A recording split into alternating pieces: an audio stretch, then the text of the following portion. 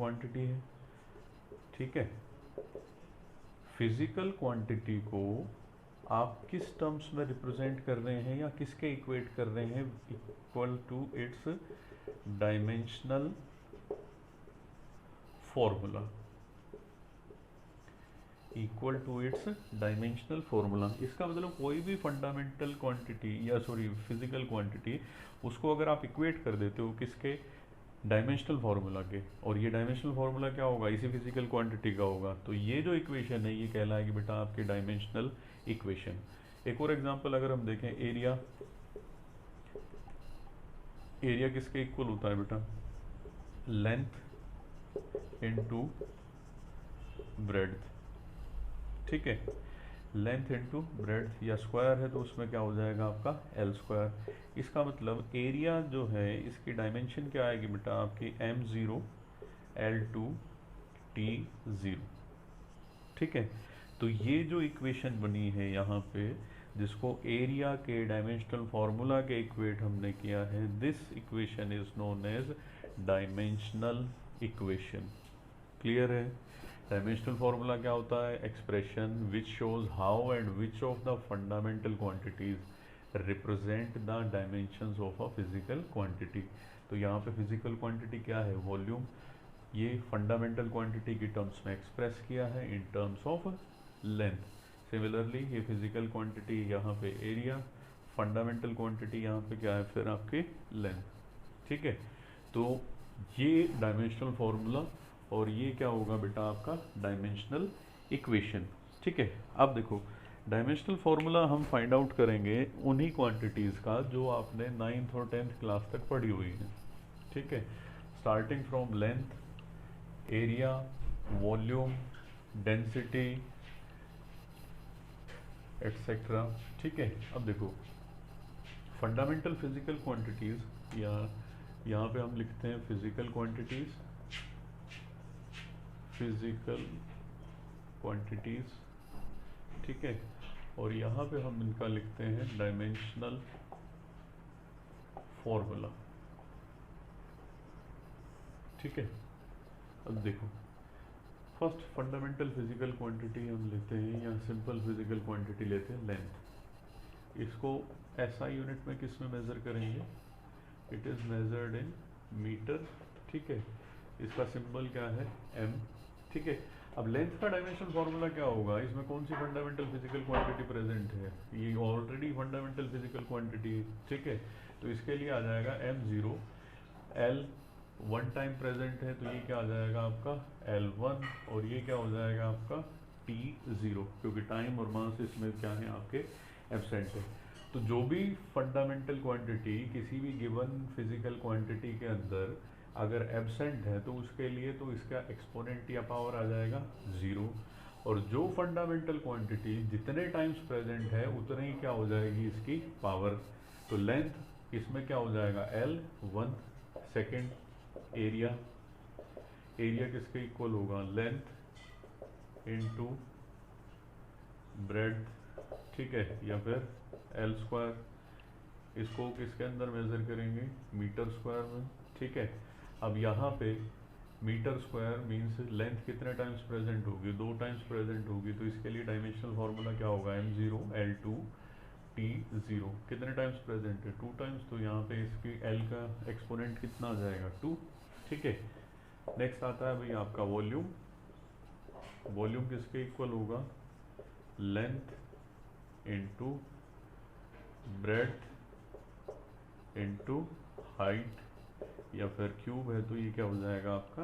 L cube. इसके लिए unit क्या होगी बेटा? Metre cube. ये सारी जो यूनिट्स हैं ये एसआई यूनिट्स लिख रहे हैं, एसआई सिस्टम ऑफ यूनिट में, ठीक है, जो हमने सिस्टम्स ऑफ यूनिट के लिए डिस्कस किया था ऑलरेडी, ठीक है।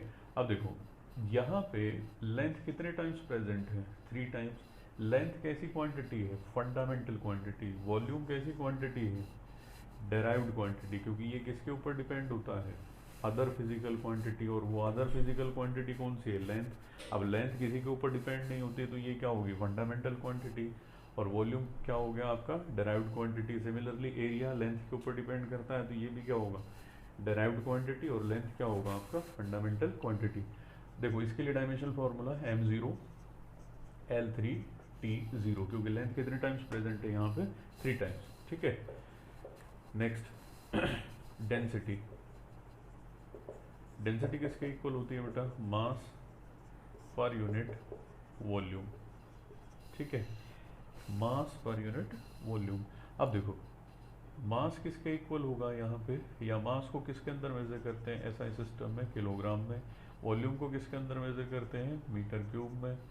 तो अगर ये पावर ऊपर जाएगी तो क्या हो जाएगा, -3, ठीक है। तो इसका डायमेंशन फॉर इसकी यूनिट आ जाएगी किलोग्राम मीटर पर मीटर क्यूब, ठीक है। अब इसका डायमेंशनल फॉर्मूला देखो, किलोग्राम ये यूनिट किसकी है, मास की, तो इसके लिए सिंबल क्या होगा आपका, m कितने टाइम्स प्रेजेंट है, 1 टाइम, ठीक है।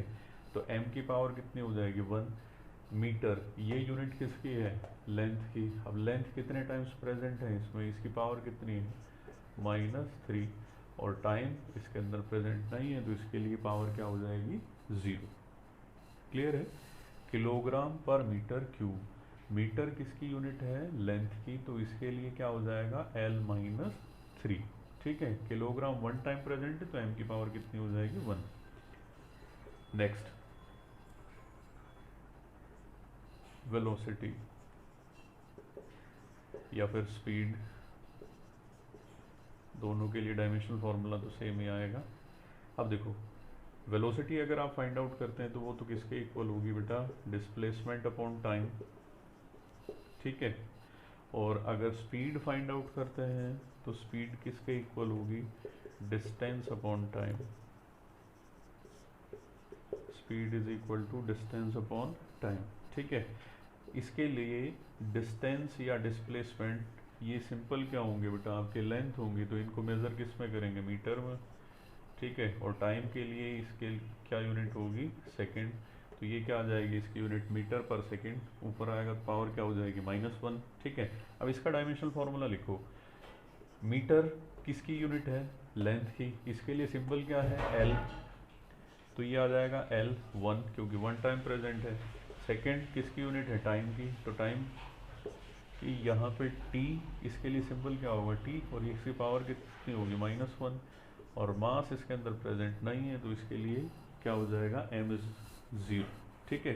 तो m0 L1 T-1, वेलोसिटी और स्पीड दोनों के लिए डायमेंशनल फॉर्मूला यही रहेगा, ठीक है। ध्यान से देखना बेटा, ये सारी फिजिकल क्वांटिटीज आपने 9th क्लास या 10th क्लास में पढ़ी हूँ, उससे आगे हम करेंगे भी नहीं अभी फिलहाल, ठीक है। देखो नेक्स्ट मोमेंटम या फिर लीनियर मोमेंटम, ठीक है।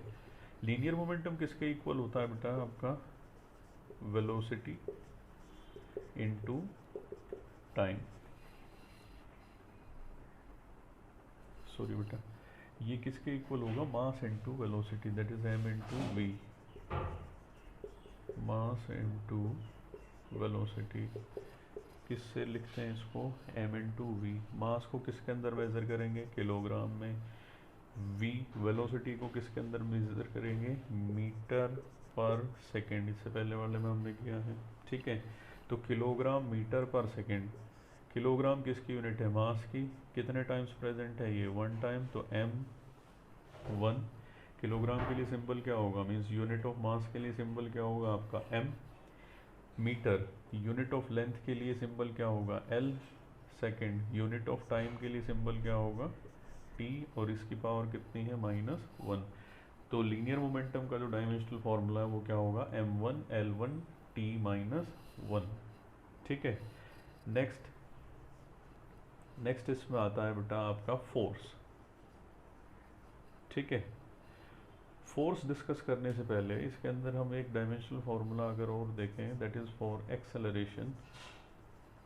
एक्सेलरेशन किसके इक्वल होता है बेटा, आपका चेंज इन वेलोसिटी या सिंपली वेलोसिटी अपॉन टाइम, ठीक है।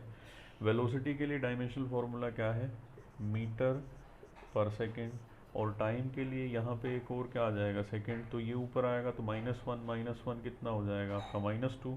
तो इसके लिए डायमेंशनल फॉर्मूला क्या होगा, मीटर, सॉरी यूनिट क्या होगी, मीटर पर सेकेंड स्क्वायर, ठीक है। मीटर के लिए यहाँ पे L कितने टाइम्स प्रेजेंट है, 1 टाइम, सेकंड किसके लिए होगा, टाइम के लिए। ये कितने टाइम्स प्रेजेंट है, -2 टाइम्स। या इसके अंदर मास क्या है आपका, एब्सेंट है, तो इसके लिए डायमेंशनल फार्मूला क्या होगा, m0 L1 t - 2। क्लियर है।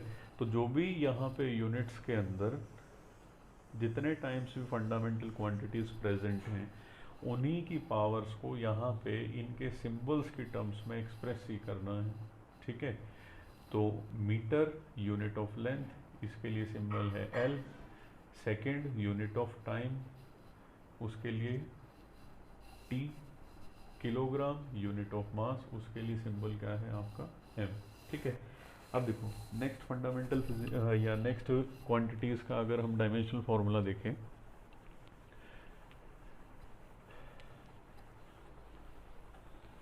नेक्स्ट इसमें क्वांटिटी आती है बेटा फोर्स। ठीक है। तो फोर्स का डायमेंशनल फार्मूला क्या होगा, इसको फाइंड आउट करना है। देखो इन सभी फिजिकल क्वांटिटीज का आपको फार्मूला याद होना चाहिए। ठीक है। फार्मूला याद होगा तो आपका डायमेंशनल फार्मूला इजीली आ जाएगा। ठीक है। नेक्स्ट है फोर्स।